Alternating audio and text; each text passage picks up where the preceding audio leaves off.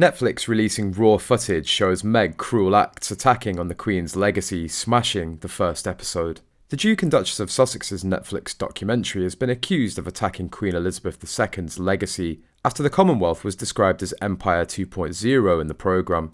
The series has landed a direct hit at the late monarch's decades of work to lead the Commonwealth into a new era, royal sources believe, describing it as deeply offensive to her memory.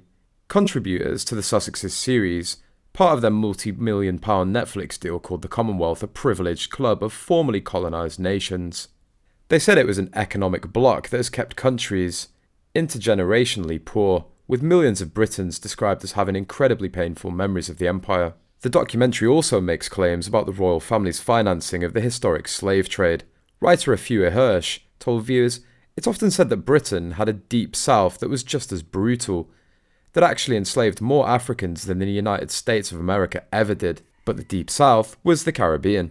On Thursday, sources condemned the description of the Commonwealth as appalling and factually inaccurate, with one palace insider adding it was a good job the late Queen is not here to have seen this.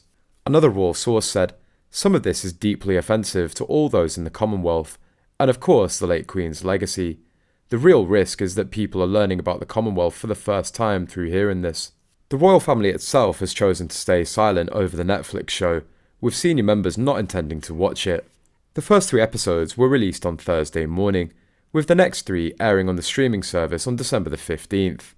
On Thursday, the King was joined by religious leaders including the Archbishop of Canterbury to visit London churches, where he wished worshippers a happy Christmas. A source close to the palace said there was a feeling of sadness around the documentary, in which the Duke and Duchess criticised members of their family, including the formality of the Prince and Princess of Wales. The feeling behind palace walls, the source said, was that it's quite sad that it's come to this. "Today's a day when you're reminded that they're human beings," they said of the royal family. "It's sad to see it playing out this way." In the documentary called Harry and Meghan, the Duke and Duchess opened up their family photo and video albums to share intimate stories and images of their romance, young children and exit from royal life. They broadcast a series of self-filmed video diaries detailing their struggles in Britain, with even their private engagement captured on camera for posterity. In extensive interviews, both the Duke and Duchess appeared to criticise the royal family and palace as well as the media. In one scene, the Duchess mocked her attempts at curtsying for the late Queen, comparing the lives of her in-laws to a medieval-era theatre show. Saying she was not given any training in how to become a member of the royal family, she spoke of her shock at having to bow to the late Queen. A palace insider said, "The truth is, this is a real royal family, they're not playing a role. How did they not know that?" The programme also became the subject of a row between Netflix and the palace over whether members of the royal family were given a proper right of reply. The first episode carries a disclaimer that reads, "Members of the royal family declined to comment on the content within this series."